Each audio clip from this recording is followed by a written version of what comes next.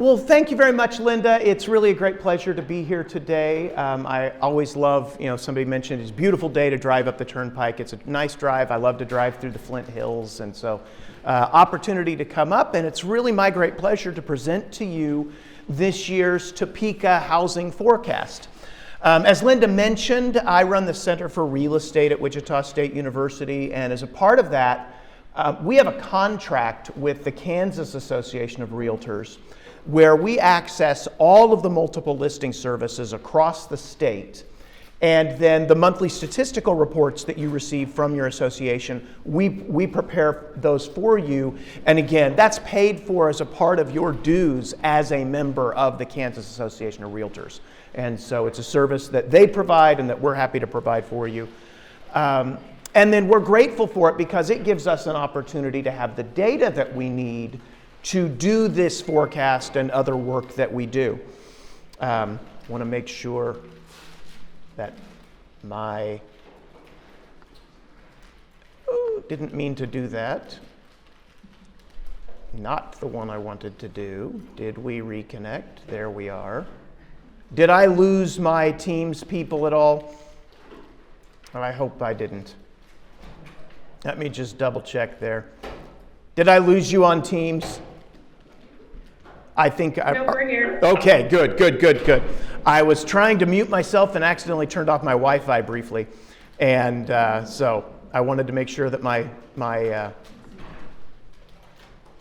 I wasn't going to be playing any sound out to you. That's what I wanted to make sure. Okay. So, sorry about that. Technology issues resolved. We are back and ready to go. So you'll see this year's theme. Every year we do a theme with the housing forecast, and this year's theme is market distortions. And the reason that we came up with that was that the last 2 years have been so unusual and so crazy. And in fact, everything since the financial crisis has really been a very distorted world that gives you a false picture or a distorted picture of what's really going on. And so we tried to come up with a theme that sort of captured what's going on in the market, and we thought this captured that theme. For those of you who are interested, the slides of what I'm doing are available on our website. If you go to wichita.edu/real estate, you'll see right on the front page there a link to the Sunflower Association of Realtors presentation. So that's there, available. You can download those. Feel free to take pictures as you go and do things as well, if that's helpful. I can. It's wichita.edu/real estate. Boy, the distorted thing on here almost looks like a QR code, doesn't it? So that is not a QR code. If it takes you someplace, do not blame me for whatever it takes you to. I have to give a big thanks to our sponsors. We have a lot of sponsors that support us. The beautiful publication that you have here is made possible because of the generous support of Security First Title and Capital Federal, who support the Topeka housing market forecast.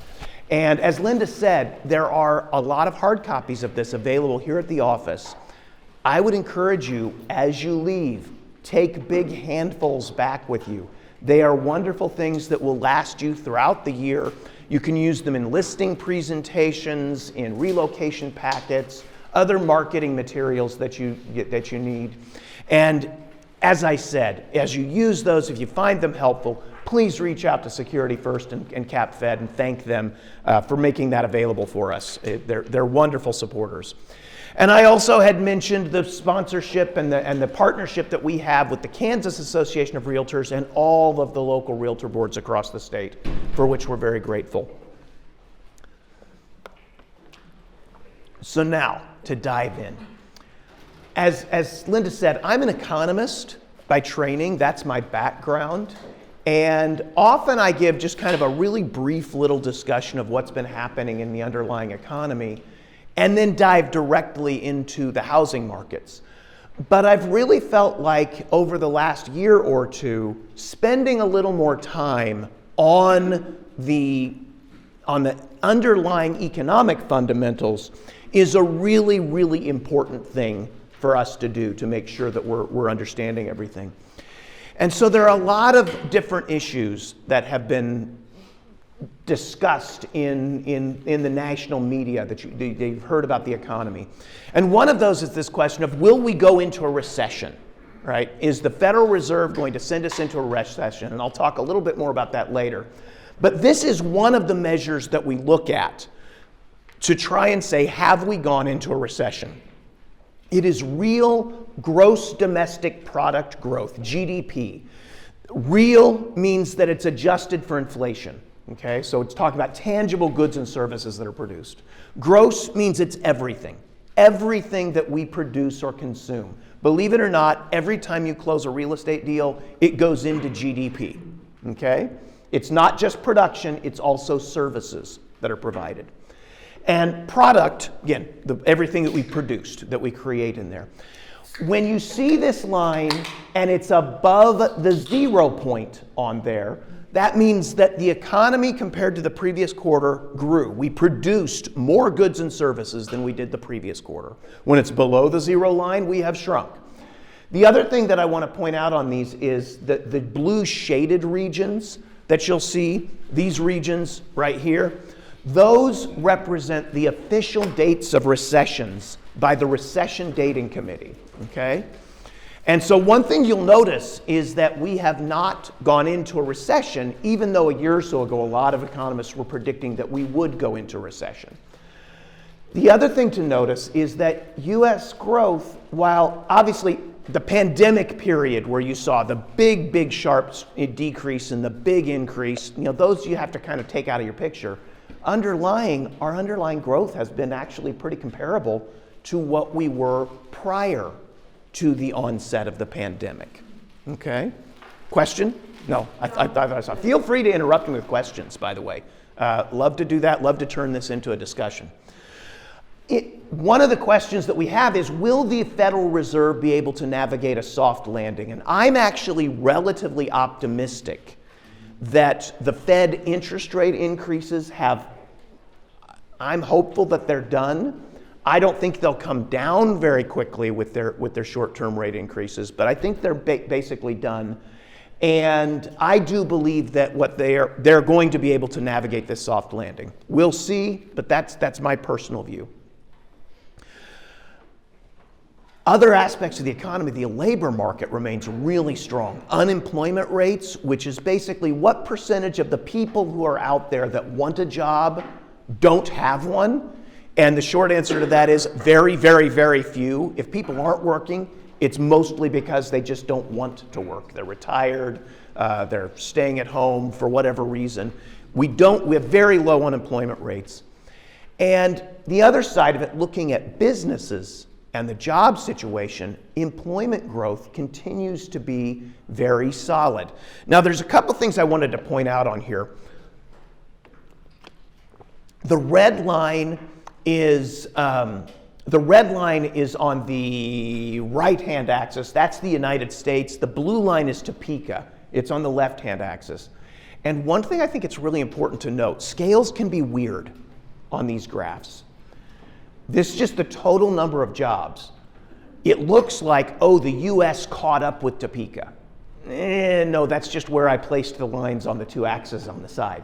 Notice that prior to the pandemic, Topeka really wasn't growing in its employment, right? You were just sort of plugging around between 110 and 112,000 jobs. That's where you were, and you weren't growing very much. In contrast, the U.S. grew a lot of jobs prior to the pandemic, okay? Pandemic, everybody dropped. Lots of people were out of work. And then we had a very rapid recovery. And then, once you get past, into 2021, you really start to get to a place where employment growth was actually stronger after the pandemic than it was before the pandemic for the U.S.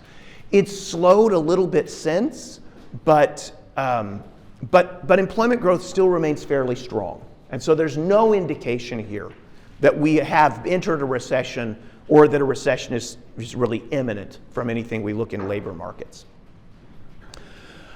Just as we speak, the Center for Economic Development and Business Research down at Wichita State University is releasing their annual employment forecast. And I was able to get a sneak early peek at this so I could get it in my slides for today, and now you have access to it. Again, this is hot off the presses. They're forecasting that Topeka will end the year up this year about 1.2% in total employment, and then next year 0.3% and 2025 0.2%. Again, those are really, really slow growth rates compared to the rest of the state and the U.S. as a whole, but positive. Positive is always good.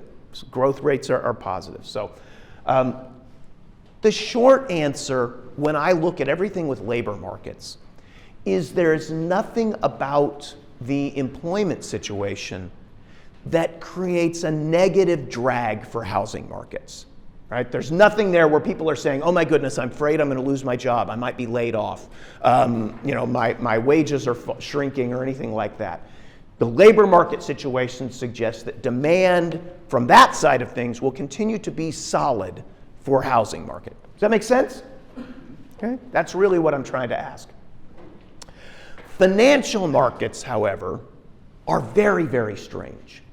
And so one of the reasons that many economists had said, oh, we will enter a recession is because of something called the yield curve. And the yield curve is kind of a strange measure. What we do is we look at federal government debt, the borrowings that the federal government has, and they borrow at different terms. They will borrow 3 months term, 6 months, 1 year, 2 years, 5 years, 10 years, 30 years. They'll issue debt of different maturities. And as we all know from mortgage markets, what's true about a 15-year rate mortgage compared to a 30-year fixed rate mortgage? Which one's higher?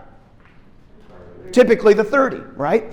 The longer the term that you borrow, the higher the interest rate you have to pay, just because there's a little bit more risk in that. It's just a longer period of time. We look at this comparison of the interest rate that the federal government pays for its different terms of its debt, and we call that the yield curve. And normally, it is upward sloping.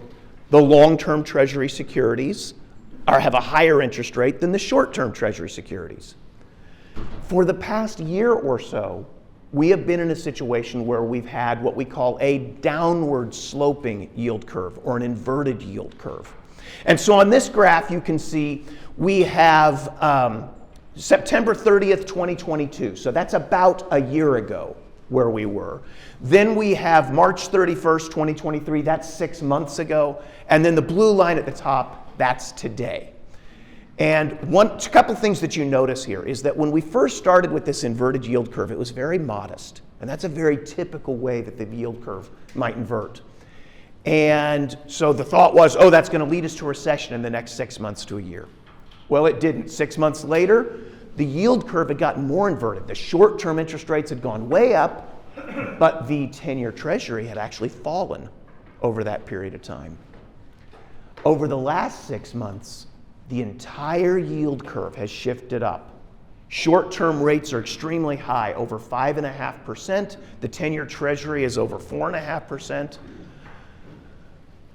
My view of this, and we'll talk a little bit more as we go forward, is that long-term interest rates are returning to a more normal level compared to what they have been ever since the financial crisis back in 2008.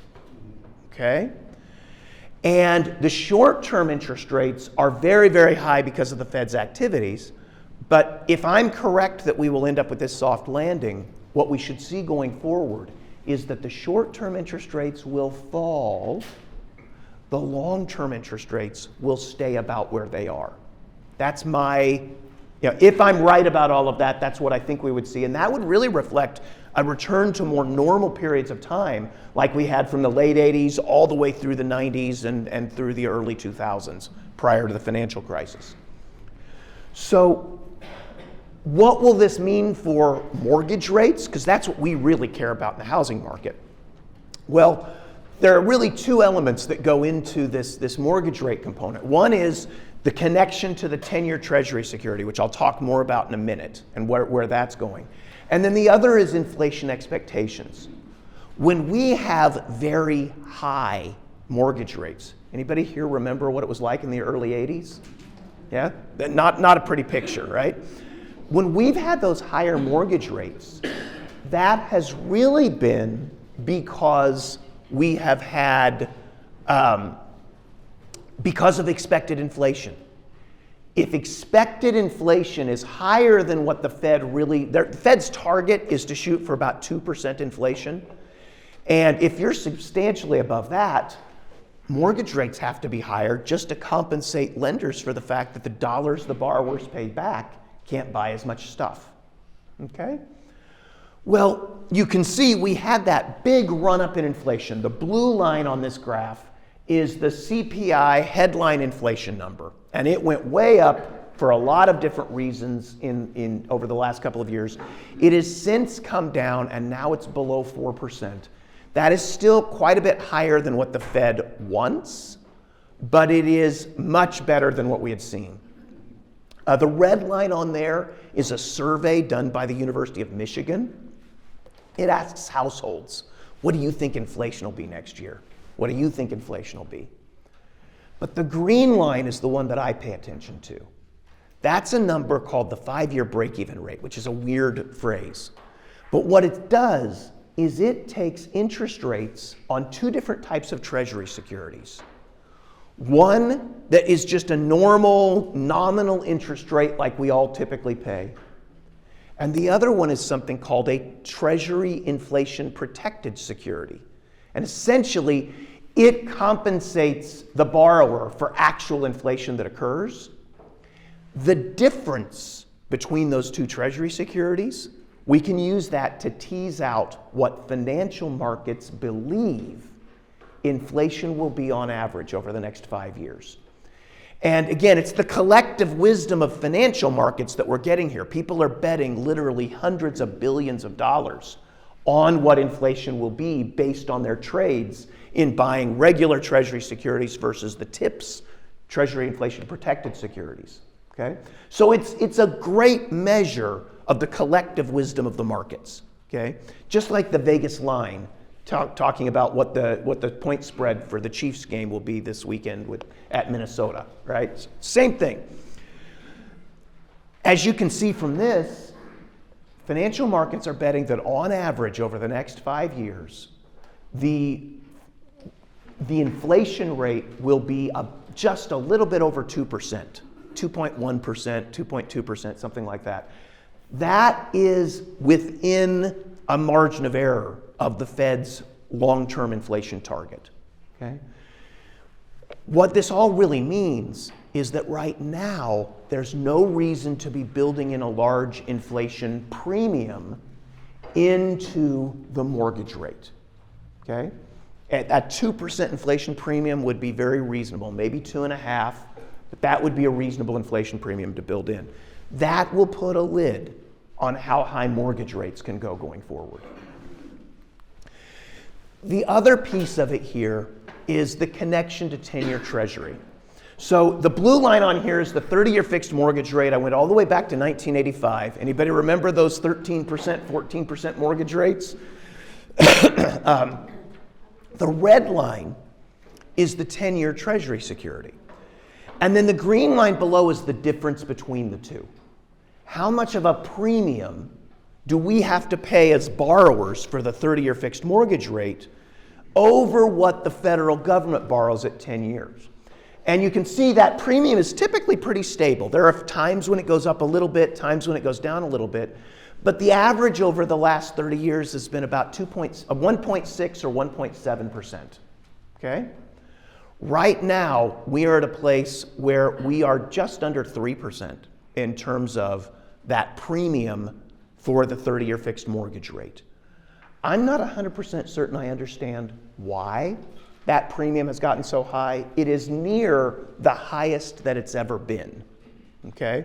But financial markets are putting they're a little bit leery of 30-year fixed rate mortgages right now. And so that is holding mortgage rates higher than they would be otherwise. I mean, we could drop a full 100 basis points in the 30-year fixed rate mortgage if we just get back down to a more normal risk premium for mortgages, okay? All of that, what does that mean about mortgage rates? Well, the Mortgage Bankers Association's forecast is the line that's in purple here. They're actually forecasting that 30-year fixed rate mortgage will fall down to about 5.2% by the end of next year.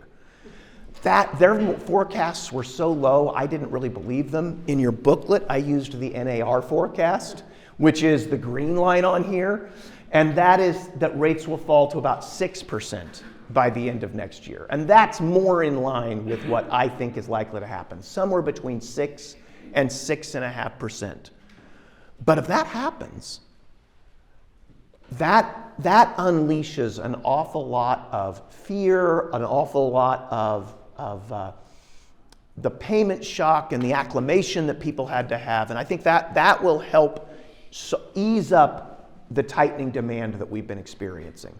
So I'm very optimistic about what will happen with financial markets going forward, even assuming that we don't go into a recession and the Fed has to bring down interest rates to deal with that side of things. Questions about any of that? Criticisms? Challenge? Yeah. NAR's looking for a sharp decrease in the fourth quarter. That is not exactly, that's a little bit misleading. It's a great question. So his question was, is NAR looking for a sharp decrease here in the fourth quarter? Not exactly. They forecast quarterly rates, and I then have to kind of adjust and put those things in. Their first forecast that they really have out there is the first quarter of next year, right? And so they are projecting that rates will be substantially lower by the first quarter of next year, okay? Down in the mid-6 range. We'll see how fast that happens. It's some of the vagaries of the forecasting processes that you have that marrying those two with that initial transition is always a little challenging. But the point is, I think, the most important element. The underlying fundamentals really suggest that we have hit the peak of mortgage rates. We just went above 7.5% last week, I think. Some of that sharp distance is because just between the time of the forecast, rates here short term have gone up even more. But again, we're really basically at the peak of what I think is reasonable. Okay? Other questions on that? Anybody disagree? You may. Yeah. I have a question, and maybe you're. What about the ARM then?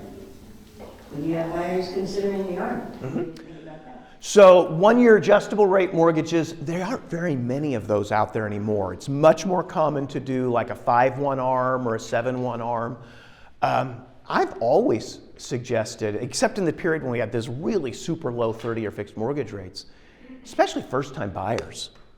Wow, those 5-1, 7-1 ARMs are a great deal because how long are you going to be in that house anyway, right? And so if you can buy in just a little bit lower interest rate to help make everything affordable and do that. If you need to stay there, you've got financing in place. But if you're planning on leaving anyway, why do you need to lock it in for 30 years? I mean, very, very few people, even if they stay in the same house, keep the same mortgage for that long. So I think it's a great product. Yeah? Watching you do this over the years, it seems like the Mortgage Bankers Association forecast was always off by like 1%, like they were 1% high. Yeah. And now they're like 1% low.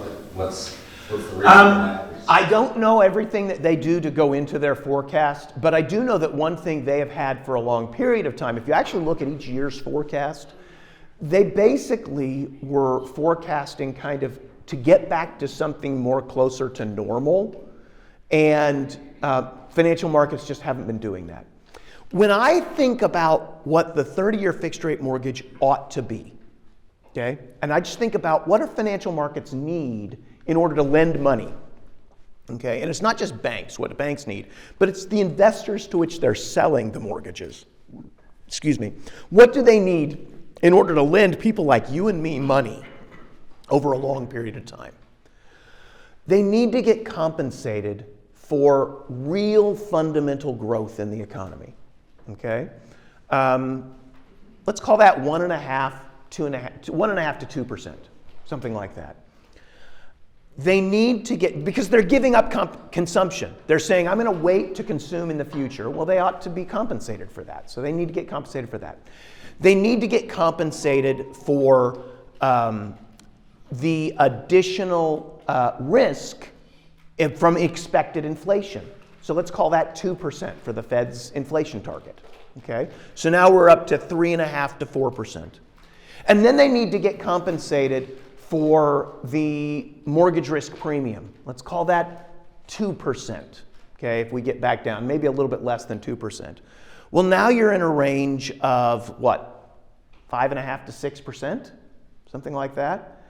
I really think that anything from maybe a 5 to 7.5% range, giving some flexibility in all these things, that's where the 30-year fixed mortgage rate lying within that range would be very reasonable and normal if we had a growing economy with low expected inflation and nothing strange going on in financial markets. Okay? Well, the reason we've had rates that have been so low below that for so long is because of all of the actions. In the wake of the financial crisis, sorry, now we're really going to wonk out. What the Federal Reserve, how do they do the things that they do, right, to manipulate the economy? Traditionally, they buy very short-term Treasury securities, 3-month, 1-year Treasury securities, and they do it to manipulate short-term interest rates. They drove those short-term interest rates to basically zero after the financial crisis, and they needed to do more. So they started buying long-term Treasury securities. And in the wake of the financial crisis, they were also concerned about what was happening with housing markets. So they started buying, for the first time ever, mortgage-backed securities.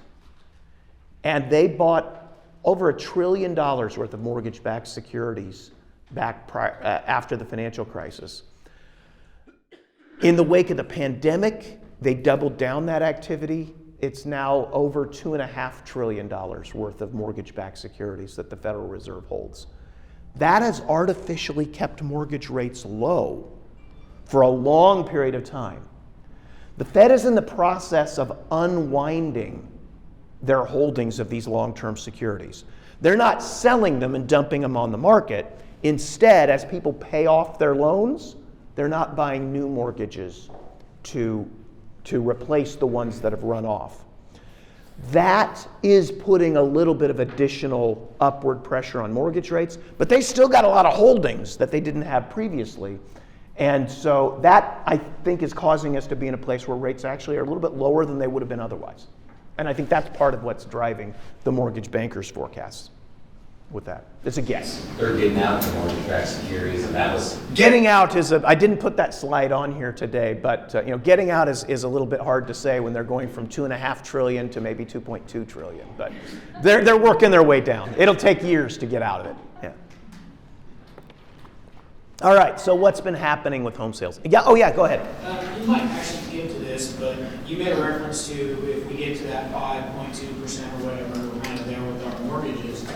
I guess with inventory being low, what do you see happening with housing forecasts if that buyer gets that relief and feels more comfortable with that interest rate and they're going to buy? Yeah. What do you see? How do you see that affecting the values of properties and what's your forecast along with that? Yeah, I'm going to get to, let me get to that, and then if I don't answer that question with specific things, let me know. But there are several pieces to that question. It's a great question. So I'll come to that and we'll address that. So again, part of the idea of thinking about this market distortions is to get a long-term perspective. I know I had a couple of you that said you were relatively new to being new members of the association. Some of you, how many of you were not working as realtors prior to the financial crisis back, and let's say the end of it, 2010, okay? So a lot of you have only been doing business in a world that I would argue has been artificially distorted by all the things that the Federal Reserve has done since that time. Now, my data for us only goes back right around to the financial crisis, but I think it's helpful as wherever I can, I've tried to put some long-term pictures here so we can get some sense of what is the right baseline. And in particular, 2021 is not the right basis of comparison, and even 2022 is not the right basis of comparison. Those were really, really weird years, okay? So, no question, demand has dropped off, right? Home sales activity is way down. Let me see, I put a note here. August year to date, down 14% compared to last year. Now remember, things tailed off at the end of last year, but through spring and summer of last year, we were still in a time when things were going gangbusters. It was the last gasp of let's get in before the rates go up, right? And so I am actually pretty hopeful that the big year-over-year declines, we're just about at a place where we're past that because the decline started in late summer, early fall last year, okay? But there's no question that demand has been affected by the increase in interest rates, okay?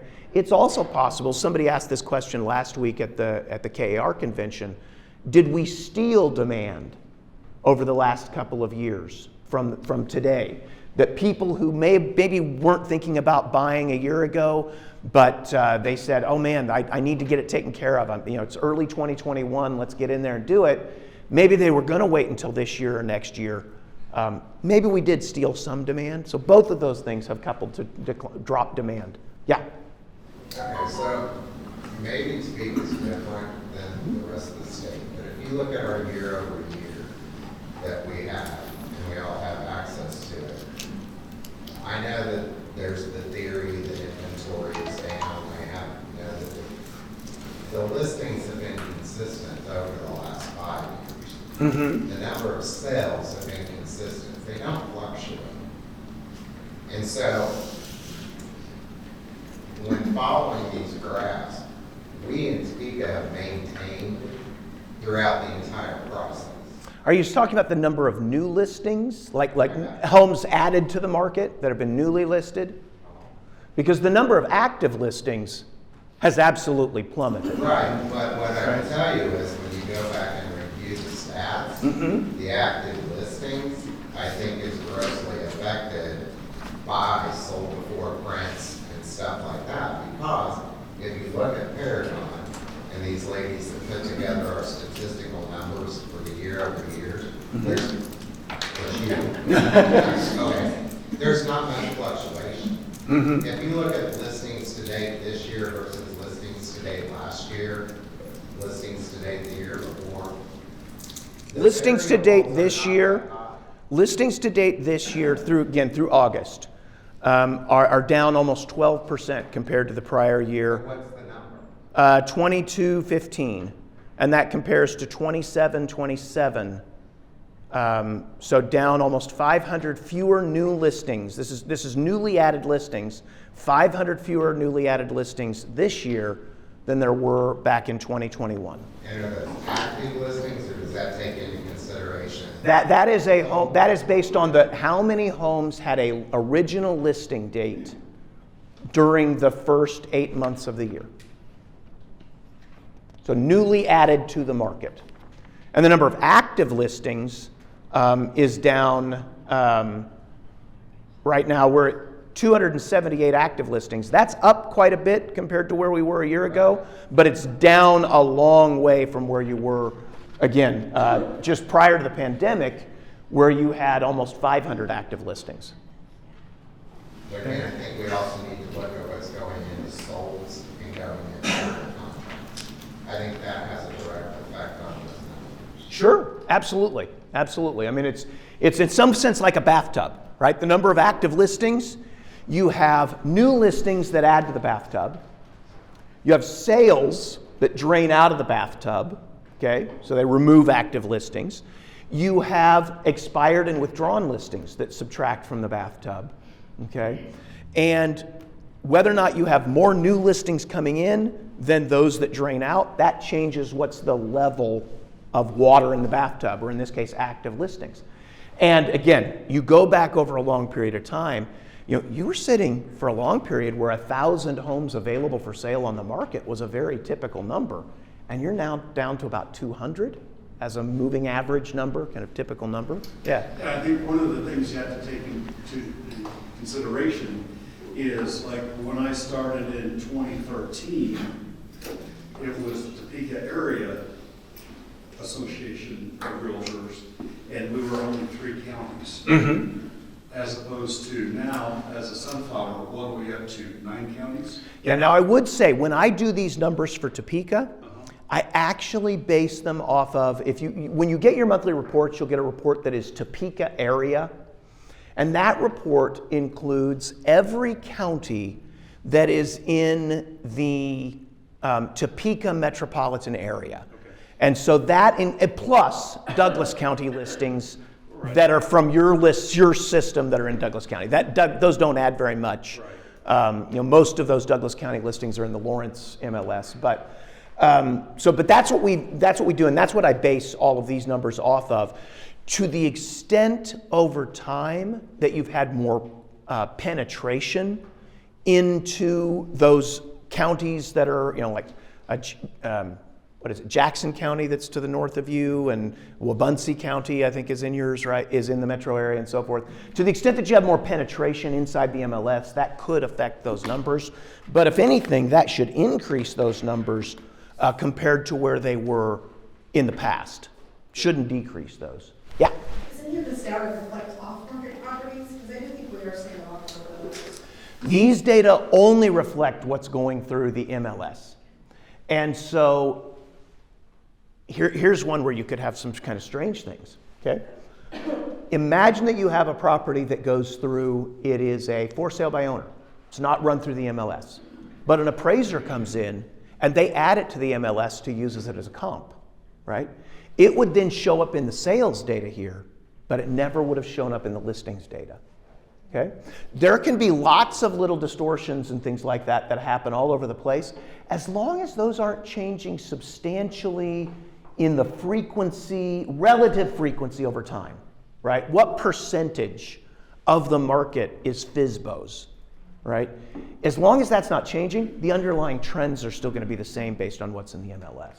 And when I've tried to look at that in different markets across the state, I've not seen anything that made me believe that the MLS numbers are misrepresenting something systematically.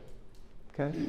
So, one thing that is true is homes are selling. Let me jump ahead here.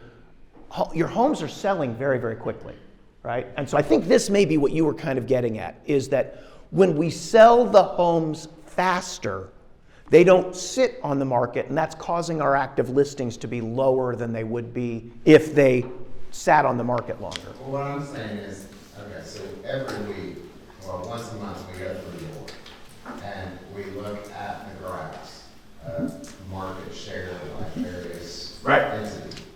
Sunflower sets typically number 2.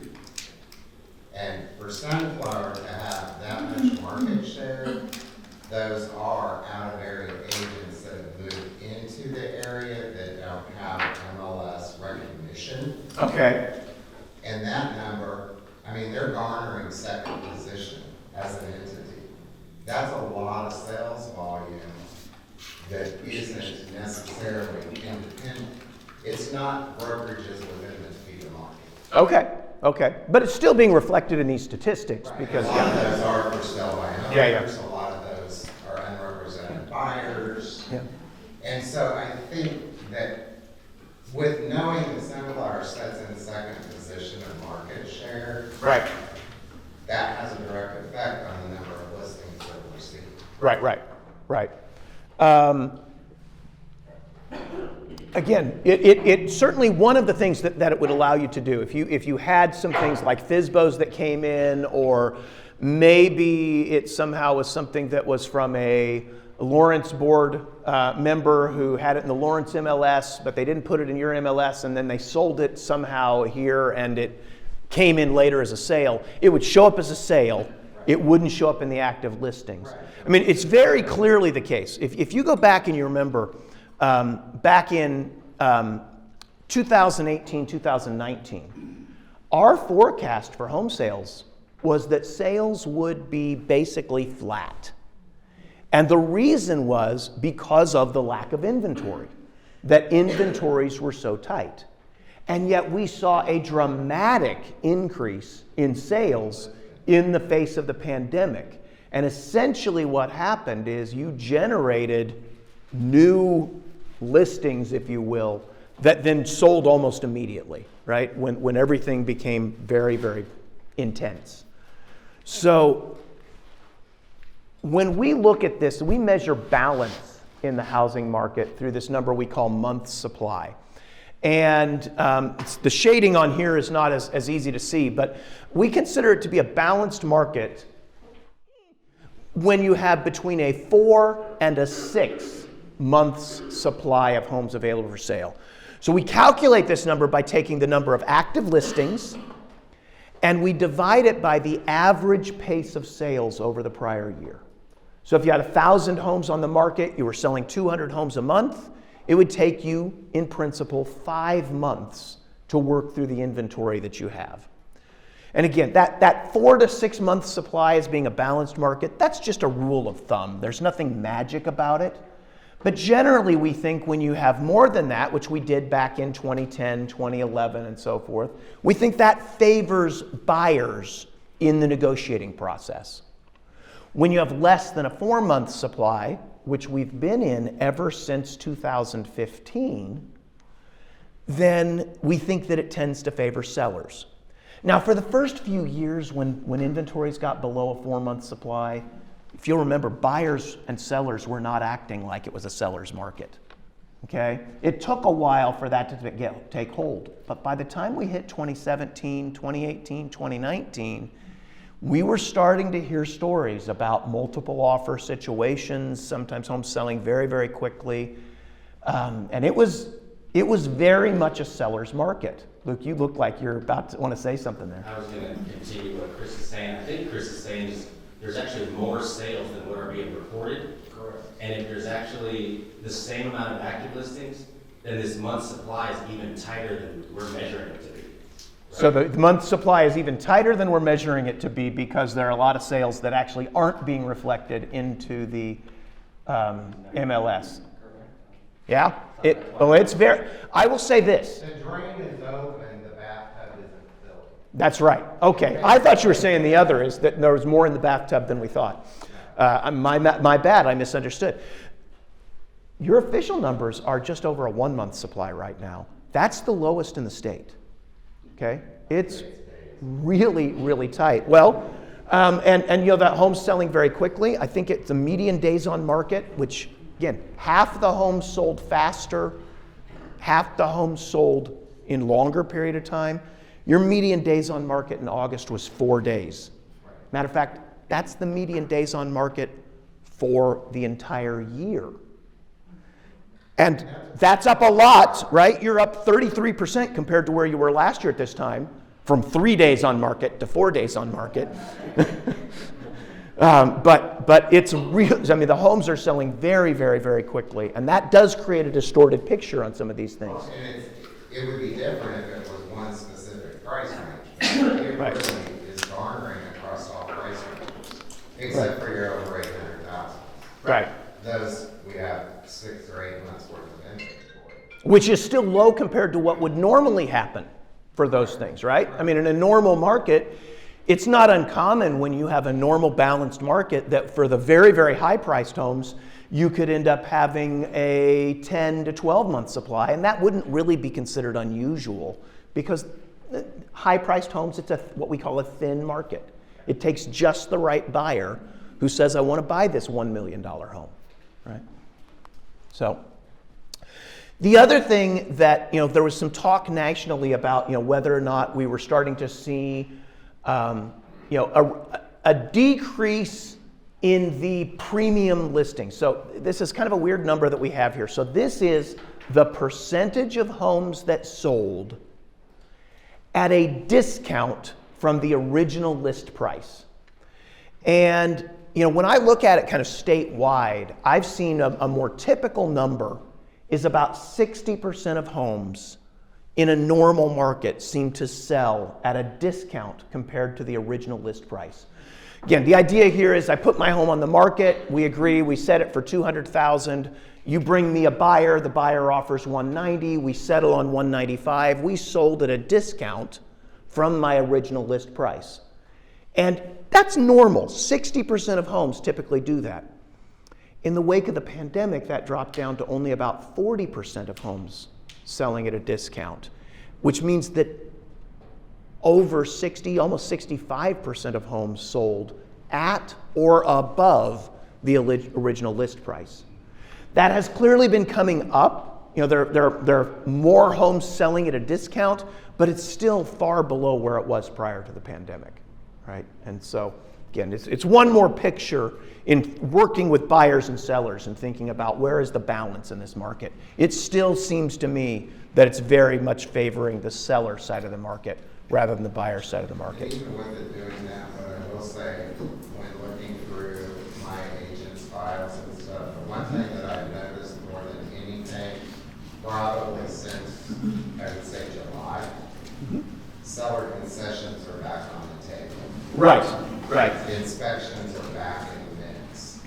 And there was a period of time, up until about June or July, that you were still not seeing any inspections, and you were still seeing no seller concessions. Right. And I have started noticing 3,000 to 5,000 in seller concessions in addition to inspections, which I'm grateful to see the inspections are back. Right.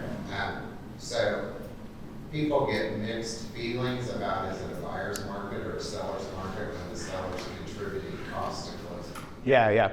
So let me make sure for those of you who are remote that you heard the comment that we had here, which is that we have in recent months begun to see seller concessions starting to show up, and the crazy things like having buyers waive inspections and things like that don't seem to be happening. I would argue, and then the question is, does that mean that it's now no longer a seller's market? I would argue that those are still a part of a normal seller's market. We saw those things back in 2017, 2018, 2019, when we were clearly, everybody in the room was saying, oh no, it's absolutely a seller's market. You could request those types of things, but you still were dealing with multiple offer situations, and sellers were being very selective in whether or not to accept those concessions. Sometimes they would for a variety of different reasons. So I would say that the challenge is the extremes to which buyers went in 2021 and early 2022 to get their deals accepted were very unusual circumstances and shouldn't be used as your benchmark of what a seller's market looks like. Okay? That's a bunch of lemmings running off a cliff or something. That's it's just a very different time. So what is our forecast? Our forecast for home sales activity, and again, this is for the Topeka area, is what we've included here, which is the Topeka metropolitan area plus any listings that you have that are in Douglas County. We're forecasting you'll end the year down 8.4%. That actually is a smaller decline than what we have year to date. That doesn't mean we'll pick up, but what it means is that I think that the decline comparing this month with the same month a year ago, I think those declines are about to slow down and stop. Okay? And the reason is that it was about in September, October, November that things really hit with the increase in interest rates. Yeah. Your slides here and also in the book, you indicate 2023 as a forecast. Is some of that actualized? Yeah, absolutely.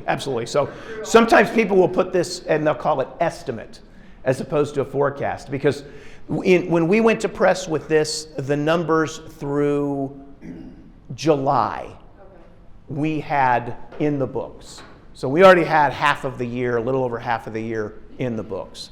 But again, the real reflection of this is the fact that the worst, I think, is over in terms of the drop in demand. Yeah.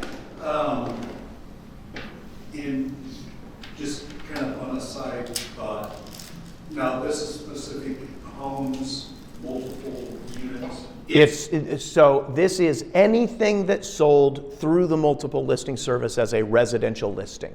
Okay, this could include duplexes if they showed up in there. It could include new homes, existing homes, everything. So it does not say include land where someone's going to No. build a new home? No. Okay. No. So our forecast for next year is a very slight decline. Okay, again, that is really just reflecting the lack of supply more than it is a lack of demand.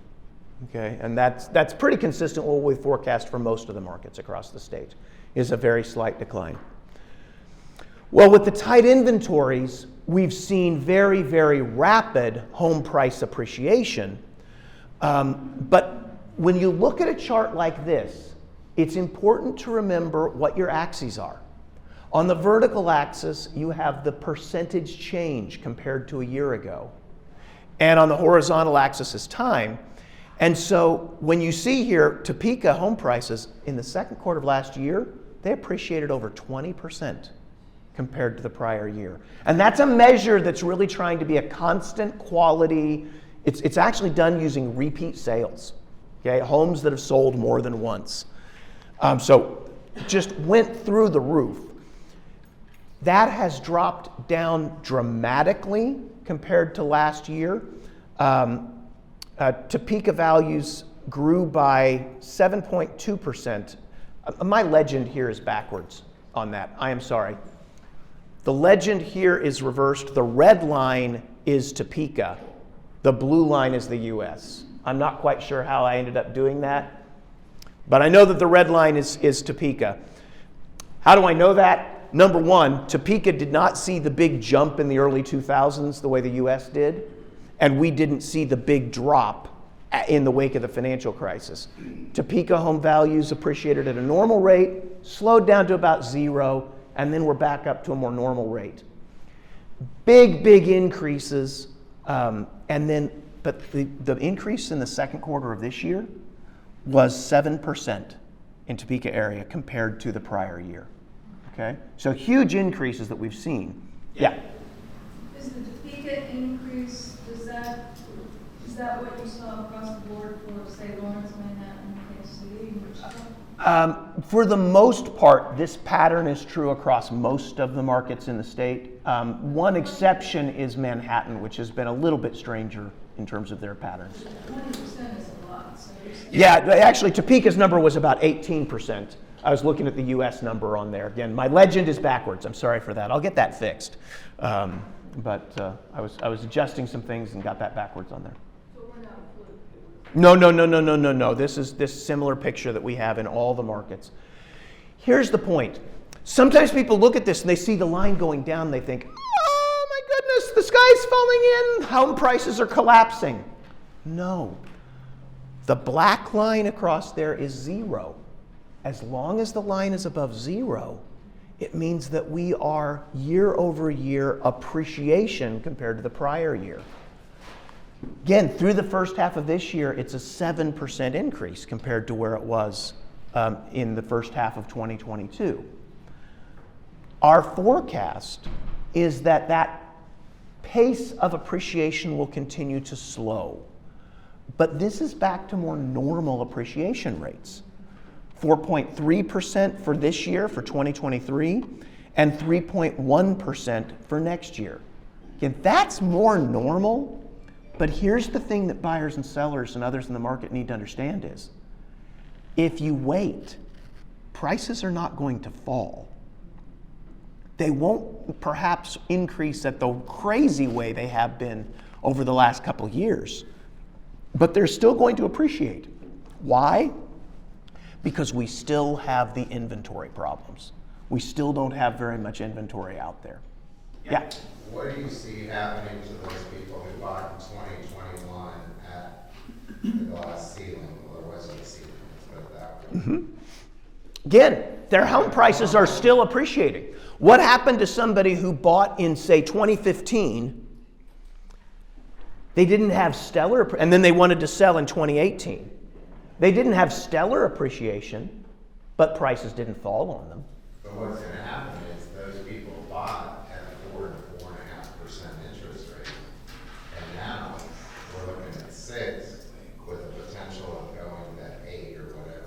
So that's a slightly different question. My point is that they are not going to end up upside down on their mortgage.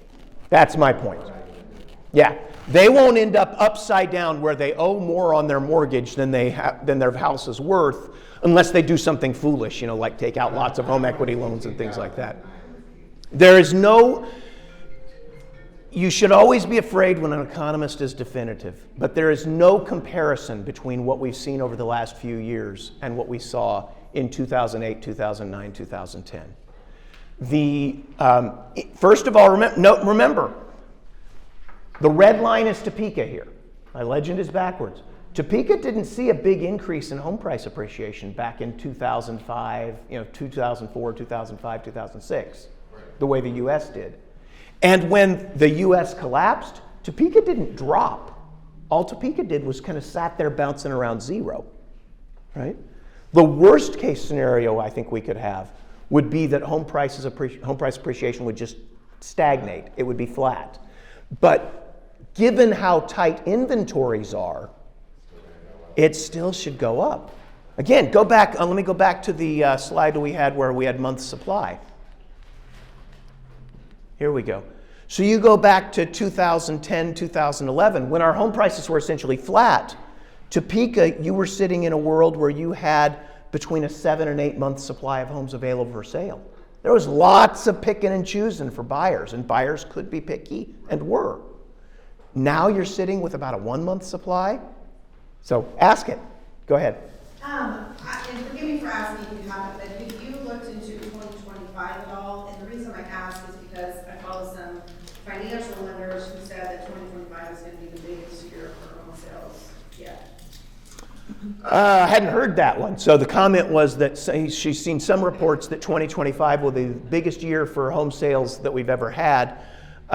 There's a nature at which, just generally numbers increase. So there's an element of that. I do not forecast that far in the future.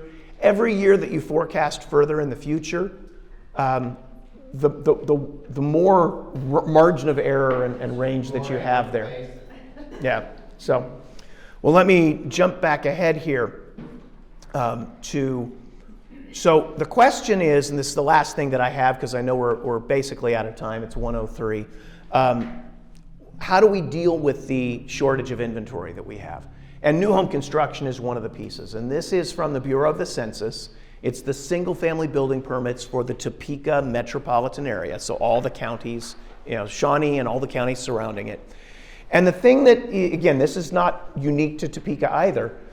You were averaging about 50 new building permits a month in the 90s and early 2000s. Okay? I'm sorry, can you repeat that, please? You were averaging about 50 building permits a month back in the late 80s, early 2000s. You then had a big increase in the boom period, and I'm not quite sure, that's different from some of the other markets in the state. You had a big increase in around 2005, 2006. And then when the financial crisis hit, which impacted financing availability for home builders and for home buyers both, new home construction all over the United States fell off a cliff, okay? And that happened in Topeka as well. And you dropped down to where you were averaging about 25 new homes being built a month. And you never really recovered from that. A little bit of increase over the last couple of years.